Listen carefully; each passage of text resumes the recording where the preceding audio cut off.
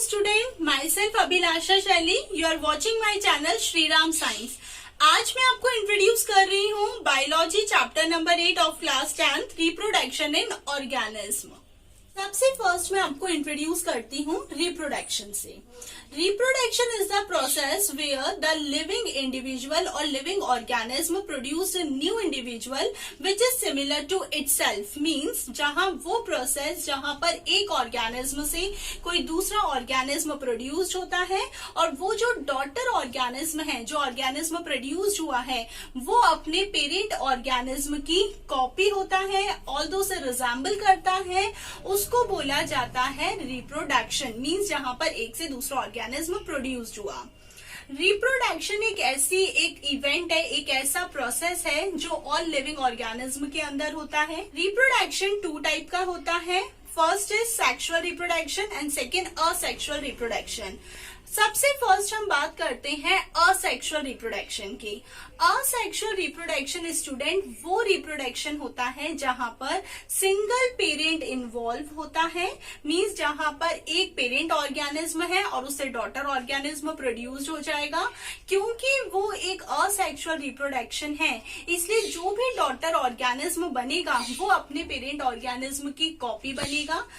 जबकि sexual reproduction के अंदर जो डॉटर ऑर्गेनिज्म प्रोड्यूस्ड होगा वो अपने पेरेंट्स की कॉपी नहीं होगा, उनसे रिजेंबल करेगा, बट हम ये नहीं कह सकते कि वो उसका रेप्लिका हो। जो असेक्सुअल रिप्रोडक्शन होता है उसके अंदर आपके पास में सिंगल पेरेंट इन्वॉल्व होता है, मतलब वो यूनिपेरेंटल होता है और मोनोपेरेंटल होता है। जबकि जो सेक्सुअल रिप्रोडक्शन होता है वो बायपेरेंटल होता है, क्योंकि उसमें दोनों पेरेंट इन्वॉल्व होते हैं। जो असेक्सुअल रिप्रोडक्शन होता है उसमें माइटोसिस टाइप का डिवीजन होता है। माइटोसिस एक ऐसा डिवीजन है जहां पर 1 से 2 सेल्स बनती हैं, और जबकि जो सेक्सुअल रिप्रोडक्शन होता है वो मियोसिस टाइप का डिवीजन है जहां पर एक पेरेंट सेल से 4 डॉटर सेल्स बनती हैं। जो आपके पास में असेक्सुअल रिप्रोडक्शन होता है वो बहुत ही फास्टर मोड ऑफ रिप्रोडक्शन होता है, उसमें कोई वेरिएशंस नहीं आते, इवोल्यूशन के चांसेस नहीं है।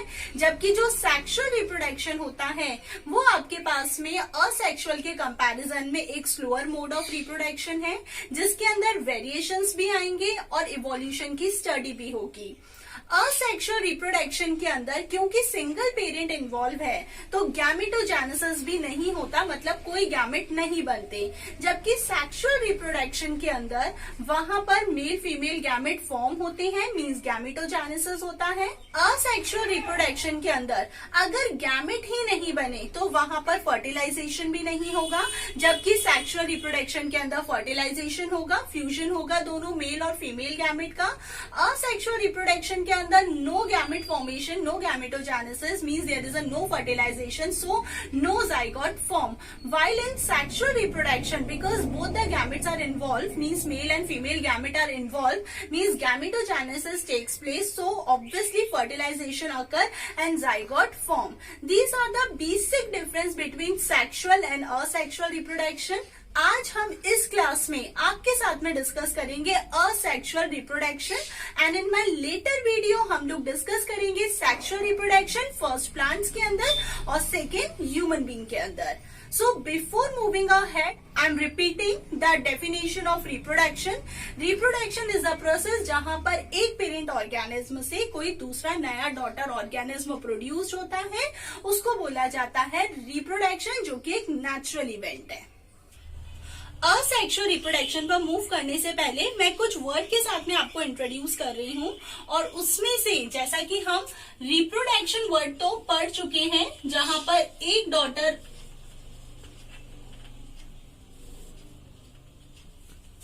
हम रिप्रोडक्शन वर्ड पढ़ चुके हैं, वो प्रोसेस जहां पर एक न्यू इंडिविजुअल बन रहा है प्रीवियस इंडिविजुअल से, एग्जिस्टिंग वन से, उसको हमने रिप्रोडक्शन बोला। लेकिन रिप्रोडक्शन में भी असेक्सुअल रिप्रोडक्शन स्टार्ट करने से पहले मैं एक छोटा इंट्रोडक्शन आपके सामने दूंगी। हमारे बॉडी के अंदर 2 टाइप की सेल्स होती हैं। एक हमारे पास में होती है सोमैटिक सेल्स और एक होती है हमारे पास में जर्म सेल्स। जर्म सेल्स वो सेल्स होती हैं हमारी बॉडी की जिसमें एग और स्पर्म इन्वॉल्व रहते हैं, और अदर देन जर्म सेल्स जो सेल्स हमारी बॉडी के अंदर हैं उनको बोला जाता है सोमैटिक सेल। अगर सोमैटिक सेल में चेंजेस होते हैं वो फर्दर एक से दूसरी जनरेशन में नहीं जाते, जबकि जर्म सेल्स में जो चेंजेस होते हैं मतलब एग और स्पर्म में जो चेंजेस होते हैं वो एक से दूसरी जनरेशन में पास ऑन हो जाते हैं। अब सबसे फर्स्ट हम बात करते हैं जैसे जर्म सेल्स। ये सपोज कोई जर्म सेल्स है, ये जर्म सेल का न्यूक्लियस होगा, इतना अपने क्लास 9th में सभी ने पढ़ा है। न्यूक्लियस के अंदर एक थ्रेड जैसा स्ट्रक्चर होगा, और वो जो थ्रेड लाइक स्ट्रक्चर न्यूक्लियस में होगा उसको बोला जाएगा chromatin material. This is chromatin material. जब सेल डिवाइड नहीं होती उस टाइम पर वो ऐसे दिखती है, ये उसके अंदर ऐसा थ्रेड जैसा स्ट्रक्चर क्रोमेटिन मटेरियल होता है। यही क्रोमेटिन मटेरियल आगे कंडेंस्ड होकर कुछ इस तरीके से क्रोमोसोम्स की फॉर्म में आता है। ये क्रोमोसोम्स की फॉर्म में आता है जिसमें ये वाले पॉइंट को हम लोग बोलते हैं सेंट्रोमेयर। This is centromere. और ये वाले जो उसके 4 आर्म्स होते हैं इनको बोला जाता है chromatids. These are the chromatid. एक नॉर्मल पर्सन में 46 क्रोमोसोम्स होते हैं, मींस 23 पेयर, जिसमें से 22 पेयर मींस 44 क्रोमोसोम्स ऑटोसोम्स कहे जाते हैं because they are common both male and female. अब जो हमारे पास में 2 क्रोमोसोम्स मींस 1 पेयर रहा उसे सेक्स क्रोमोसोम्स बोला जाता है, जो डिफरेंट होता है मेल और फीमेल में। तो मेल में जो क्रोमोसोम्स होंगे वो होंगे 44 plus XY, X and Y, 50% X chromosome, 50% Y chromosome. Female में जो क्रोमोसोम्स होंगे 44, जो कि सेम है दोनों के अंदर, प्लस XX। ये जो आपके पास में क्रोमोसोम्स होते हैं ये क्रोमोसोम्स बने हुए रहते हैं DNA एंड प्रोटीन से। जो क्रोमोसोम्स हैं वो बने हुए हैं DNA एंड प्रोटीन से। प्रोटीन जिससे बने रहते हैं वो बेसिक प्रोटीन होता है जिसे कि हम हिस्टोन प्रोटीन कहते हैं, और जो DNA होता है वो आपके पास में एक ऐसा simple double stranded ladder like structure होता है। ये आपके पास में कुछ डबल स्ट्रैंडेड होता है। मैंने एक सिंगल वे में आपको समझाया है सिंपल में, मैं अपनी लेटर वीडियोस क्लास 9th में मैं आपको बताऊंगी ये कैसा डबल स्ट्रैंडेड होता है। और ये डबल स्ट्रैंडेड होता है, लेडर जैसा स्ट्रक्चर होता है इसका। DNA जिसका स्ट्रक्चर वॉटसन और क्रिक ने दिया था, और इसके अंदर प्रेजेंट होते हैं जीन्स। जीन्स वो हेरिडिटरी व्हीकल हैं जिनका काम होता है पेरेंट्स के कैरेक्टर को बच्चे के अंदर लेके जाना। तो असेक्सुअल रिप्रोडक्शन और सेक्सुअल रिप्रोडक्शन में मूव करने से पहले मैंने एक बहुत ही फास्ट इंट्रोडक्शन आपके सामने रखा कि जर्म सेल्स में न्यूक्लियस होगा, उसमें क्रोमेटिन मटेरियल जब कंडेंस्ड होगा तो वैसे क्रोमोसोम्स दिखेंगे। सोम्स बने हैं DNA और प्रोटीन के। प्रोटीन बेसिक प्रोटीन और हिस्टोन प्रोटीन, और DNA कुछ ऐसा स्ट्रक्चर होगा, लेडर लाइक स्ट्रक्चर होगा, और DNA के अंदर होंगे जीन्स जो रिस्पॉन्सिबल होंगे पेरेंट्स के कैरेक्टर को ऑफ स्प्रिंग में ले जाने के लिए। बट ये सारी बातें हम सेक्सुअल रिप्रोडक्शन में डिटेल में डिस्कस करेंगे। अब हम मूव करते हैं असेक्सुअल रिप्रोडक्शन के टाइप पर। असेक्सुअल रिप्रोडक्शन जहां सिंगल पेरेंट इन्वॉल्व है, माइटोसिस होता है, no gametogenesis, no fertilization, so there is a no formation of zygote. अब हम स्टार्ट करें असेक्सुअल रिप्रोडक्शन के टाइप्स।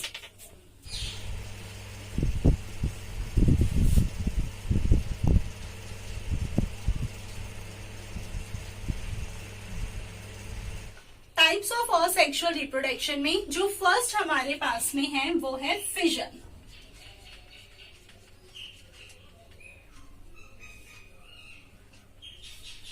फिजन वो प्रोसेस होता है जहां पर स्प्लिटिंग होती है। मे बी वो 1 से 2 में स्प्लिट हो रहा हो या उससे ज्यादा में स्प्लिट हो रहा हो, लेकिन फिजन वर्ड का मतलब होता है स्प्लिटिंग। जब कोई भी ऑर्गेनिज्म ब्रेक होता है, स्प्लिट होता है, डिवाइड होता है, तो हम बात करते हैं फिजन की। फिजन भी 2 टाइप का होता है, जिसमें फर्स्ट हम ले रहे हैं बाइनरी फिजन। बाइनरी फिजन की जो एग्जांपल्स हैं वो फर्स्ट हमारे पास में है अमीबा। अमीबा में बाइनरी फिजन होता है, सिंगल पेरेंट इन्वॉल्व होता है। अमीबा एक ऐसा इरेगुलर शेप का बॉडी का एक ऑर्गेनिज्म होता है और ये एक सिंगल ऑर्गेनिज्म है अमीबा। और सपोज हम मानते हैं कि ये एक पेरेंट अमीबा है, तो जब बाइनरी फिजन होगा तो ये जो पेरेंट अमीबा होगा ये इस अमीबा का न्यूक्लियस होगा। इस अमीबा में और इसके न्यूक्लियस के अंदर कॉन्स्ट्रिक्शन आएगा। इस तरीके से ये पेरेंट अमीबा, ये इसका न्यूक्लियस हो जाएगा और बाकी जो इसमें एक जेल लाइक सब्सटेंस होगा उसको हम बोलेंगे साइटोप्लाज्म। आप सभी जानते हैं अमीबा एक ट्रांसपेरेंट बॉडी का होता है, एक माइक्रोस्कोपिक ऑर्गेनिज्म है, वाटर बॉडीज में वो रहता है और इसकी जो बॉडी होती है वो इरेगुलर शेप की होती है। इसके अंदर जो फिंगर लाइक स्ट्रक्चर्स होते हैं इनको बोला जाता है सूडोपोडिया और ये जो सूडोपोडिया होते हैं ये इसके लोकोमोटरी ऑर्गन होते हैं, इसी के थ्रू ये लोकोमोशन करता है, एक प्लेस से दूसरी प्लेस पर डिस्प्लेस होता है। अब अमीबा को बाइनरी फिजन करना है तो ये अमीबा के बीच में कॉन्स्ट्रिक्शन आएगा, ये यहाँ पर इधर ये कॉन्स्ट्रिक्शन आएगा और ना सिर्फ ये कॉन्स्ट्रिक्शन आएगा, जो न्यूक्लियस है वो भी आपके पास में ऐसे डम्बल शेप का हो जाएगा। ये न्यूक्लियस आपके पास में जो है ये ऐसे डम्बल शेप का हो गया, स्ट्रेच हो गया और फिर फाइनली ये जो आपके पास में अमीबा जो स्ट्रेच हुआ है न्यूक्लियस, ये आपके पास में दो में डिवाइड हो जाएगा। मीन्स एक पेरेंट अमीबा से यहाँ पर आपके पास में दो डॉटर अमीबास बन गए। ये पेरेंट अमीबा था, न्यूक्लियस स्ट्रेच हुआ, कॉन्स्ट्रिक्शन आया, फाइनली इस पेरेंट अमीबा से ये दो डॉटर अमीबा बन गए। तो ये पेरेंट और ये वाले डॉटर अमीबा। फाइनली इस पेरेंट अमीबा से दो डॉटर अमीबा बन गए। क्योंकि अमीबा इरेगुलर शेप का है इसलिए इसमें जो हुआ है वो इरेगुलर बाइनरी फिजन हुआ है। बाइनरी फिजन का मतलब ये होता है जहां पर एक ऑर्गेनिज्म से दो ऑर्गेनिज्म बनते हैं, बाय मीन्स टू, तो एक पेरेंट ऑर्गेनिज्म से डिवाइड होकर अगर टू डॉटर ऑर्गेनिज्म बनते हैं तो उसको हम बोलते हैं बाइनरी फिजन। सेकेंड एग्जाम्पल हमारे पास में होगा पैरामीशियम। पैरामीशियम जो कि स्लीपर शेप का होता है और इसको स्लीपर एनिमल क्यूल भी बोलते हैं। पैरामीशियम के अंदर में भी बाइनरी फिजन होगा जहां पर एक पैरामीशियम से, एक पेरेंट पैरामीशियम से दो डॉटर पैरामीशियम बनेंगे। ये पैरामीशियम के अंदर हेयर लाइक स्ट्रक्चर्स जो होते हैं इनको सीलिया कहा जाता है और ये पैरामीशियम के लोकोमोटरी ऑर्गन होते हैं। सपोज ये एक पेरेंट पैरामीशियम है तो इसके अंदर कुछ ऐसे ट्रांसवर्स डिवीजन होगा और जब इसमें ट्रांसवर्स डिवीजन होगा, बाइनरी फिजन ही है लेकिन वो इरेगुलर मैनर में था और ये ट्रांसवर्स मैनर में है, यहाँ पर एक से दो पैरामीशियम बन जाएंगे। मींस एक पेरेंट पैरामीशियम से हमारे पास में दो डॉटर पैरामीशियम्स फॉर्म हो जाएंगे।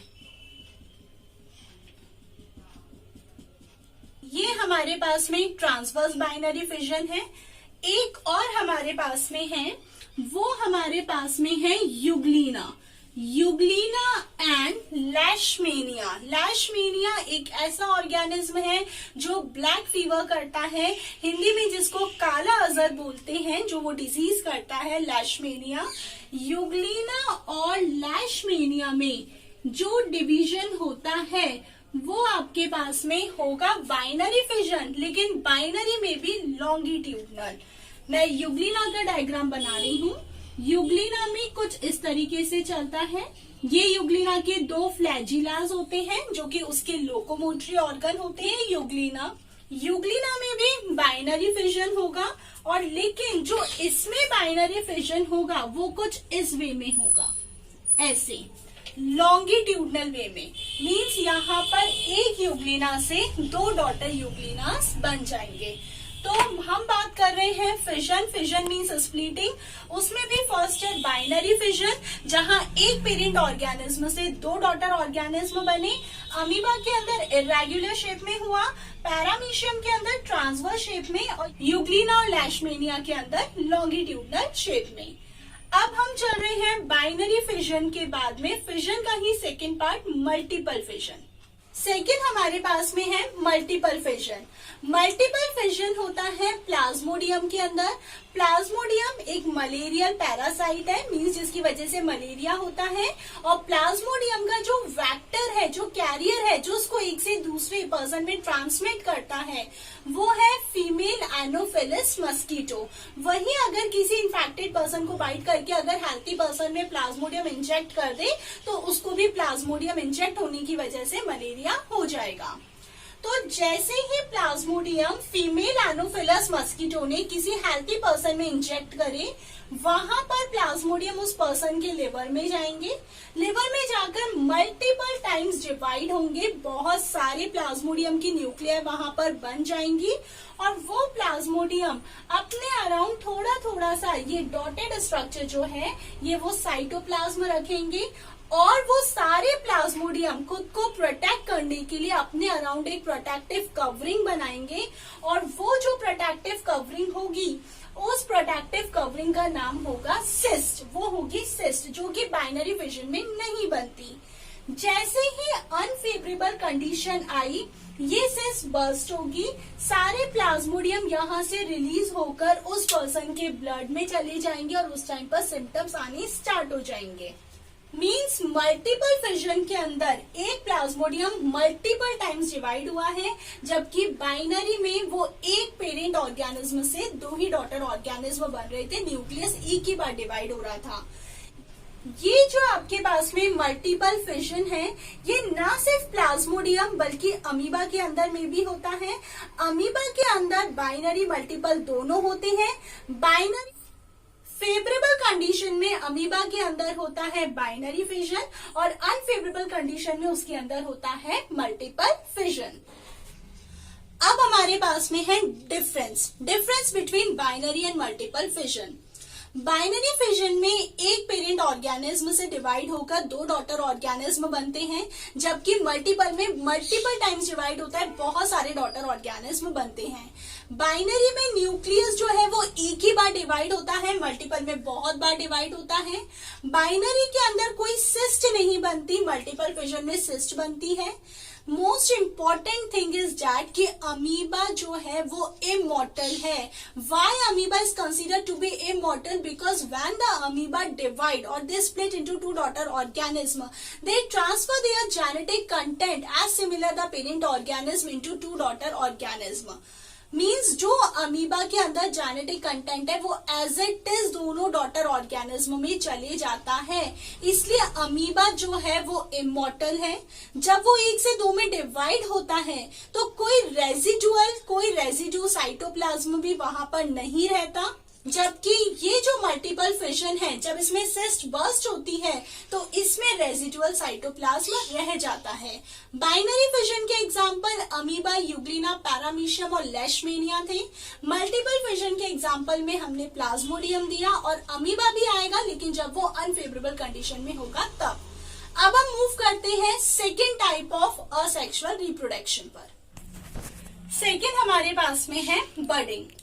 Budding means outgrowth. बॉडी से जब कोई आउटग्रोथ निकलती है उसको बडिंग कहते हैं। जैसे फिजन मीन्स स्प्लिटिंग था। बडिंग टू टाइप की होती है, एक होती है एक्सटर्नल और एक होती है इंटरनल। हम जो आज डिस्कस करेंगे वो होगी एक्सटर्नल बडिंग, जहां बॉडी के बाहर से बर्ड निकलेगी उसको एक्सटर्नल बडिंग बोला जाएगा। बडिंग जिनके अंदर होगी उसमें फर्स्ट हम बात करते हैं यीस्ट की। स्टूडेंट्स, आप सब जानते हैं, क्लास 9th में आपने पढ़ा है, यीस्ट जो है वो एक यूनिसेल्यूलर फंगस है, और ये एक ऐसी फंगस है जो कि हम चैप्टर नंबर 6 लाइफ प्रोसेस में पढ़ चुके हैं। यीस्ट एक यूनिसेल्यूलर फंगस है। ये एक ऐसी फंगस है जो फर्मेंटेशन में काम में आती है, और इसमें हमारी बात हुई थी कि अगर किसी एडिबल मटेरियल में यीस्ट है तो वो जो होगा वो फ्लफी बनेगा, क्योंकि एनारोबिकली रेस्पायर भी करती है। लेकिन यीस्ट में बडिंग कैसे होती है? ये आपके पास में यीस्ट है। अब इस यीस्ट में बडिंग ऐसे होगी, यहाँ पर एक छोटी आउटग्रोथ निकलेगी यीस्ट में से, ये आउटग्रोथ निकली, ये आउटग्रोथ आपके पास में बड़ी हो जाएगी कुछ ऐसे, और फिर ये आपके पास में न्यूक्लियस भी दो में स्प्लिट हुआ। डिफरेंस इज दैट अमीबा के अंदर न्यूक्लियस स्ट्रेच हुआ था, यहाँ पे न्यूक्लियस में कोई कॉन्स्ट्रिक्शन नहीं आएगा। ये बर्ड आपके पास में और बड़ी हो जाएगी,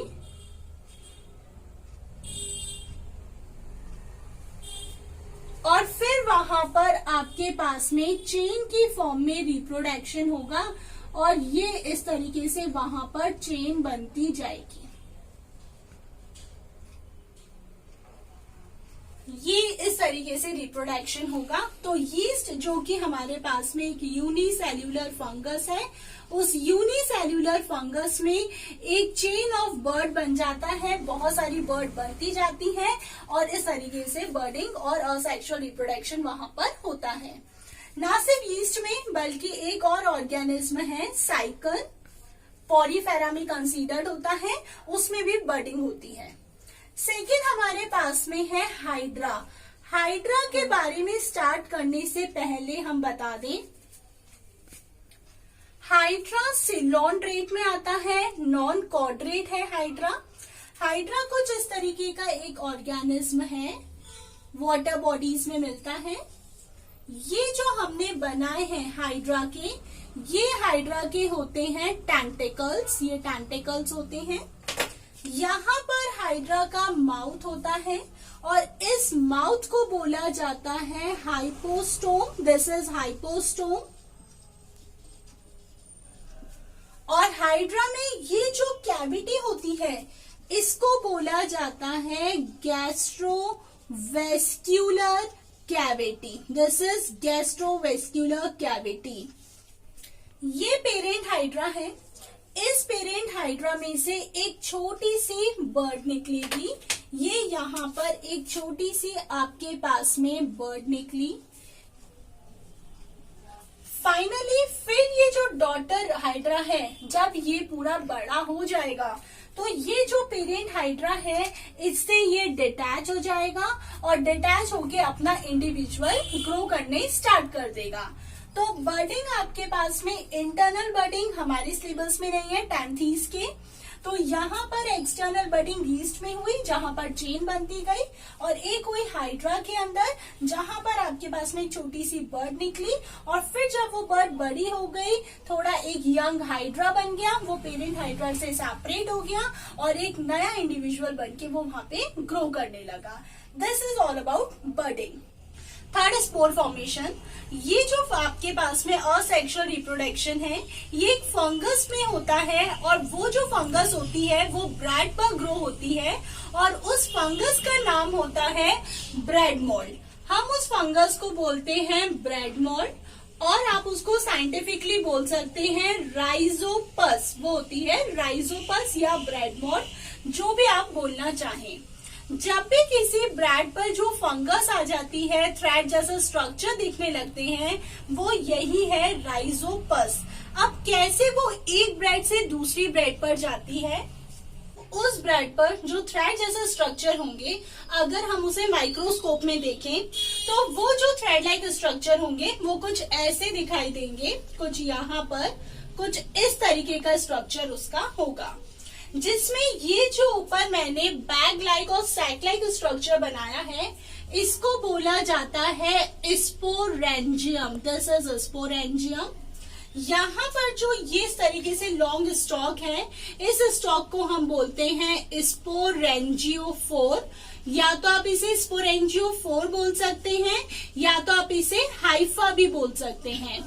और ये जो नेटवर्क ऑफ हाइफा होता है, जब बहुत सारे हाइफाज होते हैं तो उनका जो नेटवर्क होता है, उस नेटवर्क को बोला जाता है माइसीलियम। That is mycelium. तो ये जो bag like structure, this is sporangium. ये जो जा रही है ये स्पोरेंजियोफोर और हाइफा के नेटवर्क को हमने बोल दिया माइसीलियम। ये वाला जो पार्ट है, दिस इज स्टोलन, और यहाँ से जो इस तरीके के स्ट्रक्चर्स हैं, इन स्ट्रक्चर्स को बोला जाएगा राइजोइड्स। स्पोरेंजियम के अंदर छोटे छोटे से एक स्ट्रक्चर्स होंगे, बहुत ही माइक्रोस्कोपिक होंगे वो, और वो जो छोटे छोटे से स्ट्रक्चर्स इसके अंदर हैं उनको हम बोलेंगे स्पोर। तो जो ब्रैड के ऊपर थ्रेड जैसा स्ट्रक्चर दिख रहा था, वो थ्रेड जैसा स्ट्रक्चर ऐसा है। ये sporangium, sporangiophore, stolon and rhizoid. Sporangiophore को हमने हाइफा कह दिया, हाइफा के नेटवर्क को माइसीलियम, और इस स्पोरेंजियम के अंदर छोटे छोटे से स्पोर्स हैं। अब इसे डिवाइड होना है, ये स्पोरेंजियम बर्स्ट होगा, सारे स्पोर्स यहाँ से रिलीज हो जाएंगे, और ये जो स्पोर्स जब यहाँ से रिलीज होंगे, क्योंकि वो स्पोर्स इतने लाइट होते हैं, इजीली विंड करंट उन्हें कैरी कर लेगी, और एक ब्रेड से फिर वो दूसरे ब्रेड या चपाती पे जाके ग्रो हो जाएंगे। इसलिए इसको ब्रेड मोल्ड और ब्रेड फंगस बोलते हैं, राइजोपस को। और ये जो फंगस होती है, ये ग्रो भी मॉइस्चर वाली प्लेस पर ही करती है। तो ये हमारे पास में थर्ड असेक्सुअल रिप्रोडक्शन है, जहां पर कोई मेल और फीमेल गैमेट इन्वॉल्व नहीं है। वही स्पोर जब जाके दोबारा से दूसरी ब्रेड पे बैठेंगे, फिर से ऐसा स्ट्रक्चर बनेगा, फिर बस्ट होगी, फिर वो रिलीज होंगे, और फिर वो किसी और ब्रेड पे जाके बैठेंगे, और ये चेन हमारे पास में असेक्सुअल रिप्रोडक्शन की ऐसे ही कंटिन्यू रहेगी। फोर्थ हमारे पास में है फ्रेगमेंटेशन, और फिफ्थ है रीजनरेशन। दोनों को मैं आपके सामने कंपैरेटिव अकाउंट में समझाऊंगी। फर्स्ट ऑफ ऑल, जो फ्रेगमेंटेशन होता है वो एक एल्गी के अंदर होता है, जिस एल्गी का नाम है स्पाइरोगाइरा। इसे सिल्क पॉन्ड बी कहते हैं, ये सिल्क के जैसे होती है, इसीलिए इसके अंदर फ्रेगमेंटेशन होता है। ये जो स्पाइरोगाइरा है, ये उसकी सेल वॉल हो जाएगी, ये वाली उसकी सेल मेम्ब्रेन हो जाएगी। स्पाइरोगाइरा वर्ड कैसे आया? ये जो स्पाइरोगाइरा एल्गी है, इसमें स्पाइरल शेप का क्लोरोप्लास्ट प्रेजेंट होता है, because they are having spiral shape chloroplast, इसलिए इसको बोला जाता है स्पाइरोगाइरा। क्लोरोप्लास्ट है मीन्स ऑब्वियसली ये ग्रीन कलर की होगी। इसके अंदर आपके पास में ये न्यूक्लियस होगा, और ना सिर्फ इसके अंदर न्यूक्लियस, एक और बॉडी होगी, और उस बॉडी को बोला जाएगा पाइरेनॉइड। ये जो आपके पास में बॉडी है पाइरेनॉइड, जो स्पाइरोगाइरा के अंदर है, इसका काम होता है स्टार्च स्टोर करके रखना। तो फ्रेगमेंटेशन स्पाइरोगाइरा में, स्पाइरोगाइरा एक एल्गी जिसमें स्पाइरल शेप का क्लोरोप्लास्ट है, ये आपके पास में स्पाइरल शेप का क्लोरोप्लास्ट, ये न्यूक्लियस, और ये वाला पाइरेनॉइड। रीजनरेशन होता है प्लेनेरिया के अंदर। ये जो हमने बनाया है, ये आपके पास में प्लेनेरिया है। प्लेनेरिया जो कि प्लेटीहेल्मिन्थीज में कंसीडर्ड होता है, फ्लैट वर्म्स है। बॉडी जो होती है इसकी डॉर्सो वेंट्रली मीन्स डॉर्सल और वेंट्रल दोनों साइड से फ्लैटन होती है, इसलिए इसको फ्लैट वर्म्स भी बोलते हैं। सबसे फर्स्ट हम बात करते हैं फ्रेगमेंटेशन में। फ्रेगमेंटेशन जो कि स्पाइरोगाइरा में होगा, उस जब भी ये स्पाइरोगाइरा एक कंसिडरेबल लेंथ में आ जाती है, एक यूनिफॉर्म लेंथ अटेन कर लेती है, फिर ये कहीं से भी ब्रेक डाउन हो, जिस भी प्लेस से ये ब्रेक डाउन होगी, वो आगे जाके नई स्पाइरोगाइरा वहां से बन जाएगी।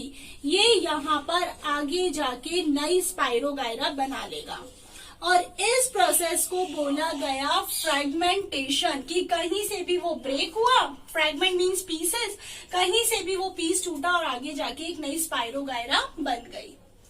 रीजनरेशन जो कि प्लेनेरिया में होता है, इसमें ये प्लेनेरिया अगर कहीं से भी ब्रेक डाउन हो जाए तो ये भी आगे जाके यंग प्लेनेरिया बना लेता है। तो दोनों में एक जो कॉमन है वो ये है कि ये भी कहीं से ब्रेक हो जाए, नई स्पाइरोगाइरा। रीजनरेशन में भी कॉमन है कि कहीं से भी प्लेनेरिया ब्रेक होता है, नया प्लेनेरिया बनता है। What is the exact difference between fragmentation and regeneration? Fragmentation उन ऑर्गेनिज्म के अंदर होता है जिनकी बॉडी यूनिसेल्यूलर है और सिंपल बॉडी ऑर्गेनाइजेशन है, उन सारे ऑर्गेनिज्म के अंदर होता है fragmentation. unicellular and having simple body organization. जबकि जो रीजनरेशन होता है वो उन ऑर्गेनिज्म के अंदर होता है जिनकी बॉडी मल्टी सेल्यूलर है एंड कॉम्प्लेक्स बॉडी ऑर्गेनाइजेशन, और उनकी बॉडी जो है वो बहुत ही कॉम्प्लेक्स ऑर्गेनाइज्ड है, उनके अंदर होता है रीजनरेशन. तो एक difference unicellular and simple body organization. Second हमारे पास में multicellular and complex body organization. उसके अलावा जो फ्रेगमेंटेशन है उसमें जो पेरेंट ऑर्गेनिज्म है जब वो ब्रेक होके डॉटर ऑर्गेनिज्म बनेगा, बहुत श्योर है कि जब वो पेरेंट ऑर्गेनिज्म ब्रेक होगा तो डॉटर ऑर्गेनिज्म बनेगा ही बनेगा.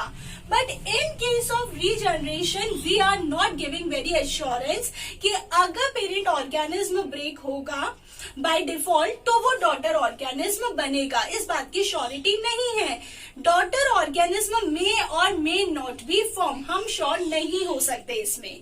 फॉर एग्जाम्पल अगर मैं बात करूं प्लेनेरिया के केस में, अगर वो हेड वाले रीजन से डिवाइड होगा मे बी वो अच्छे से बन जाए, मिडिल रीजन में भी चांसेस हैं बनने के, लेकिन अगर वो टेल वाले रीजन से डिवाइड होता है तो हम श्योर नहीं है कि वहां पे नया और डॉटर प्लेनेरिया बनेगा या नहीं बनेगा. मीन्स हम एक पॉइंट ये ऐड कर सकते हैं कि फ्रेगमेंटेशन के अंदर कोई स्पेशलाइज सेल्स नहीं होती, जबकि रीजनरेशन के अंदर वो स्पेशलाइज सेल्स होती हैं. अगर वो उसी स्पेशलाइज सेल से ब्रेक डाउन हुआ तो आगे जाके बन जाएगा, लेकिन अगर फ्रेगमेंटेशन में क्योंकि वो स्पेशलाइज सेल्स है ही नहीं तो वो कहीं से भी ब्रेक हो वो वहां पर बन जाएगा. तो इसके अंदर यूनी और सिंपल बॉडी ऑर्गेनाइजेशन, यहाँ पर मल्टी और कॉम्प्लेक्स बॉडी ऑर्गेनाइजेशन, यहाँ कोई स्पेशलाइज सेल्स नहीं है, वहां पर है. यहाँ पर जो ब्रोकन पीस है उससे नया बनेगा, वहां पर आपके पास श्योरिटी नहीं है बनेगा या नहीं बनेगा. तो ये हमने 5 टाइप के असेक्सुअल रिप्रोडक्शन पढ़े. तो फर्स्ट है हमारे पास में fission, binary and multiple. Second हमारे पास में था बडिंग. उसके बाद हमारे पास spore formation and then fragmentation and regeneration. This is all about asexual reproduction in organism. अब हम अपने लेटर वीडियो में सेक्सुअल रिप्रोडक्शन के बारे में डिस्कस करेंगे, पहले प्लांट्स के बारे में और उसके बाद में ह्यूमंस के बारे में. Hope student you may understood the entire process of asexual reproduction. And we will meet soon. Till then, okay, thank you so much for watching my video and subscribe my channel.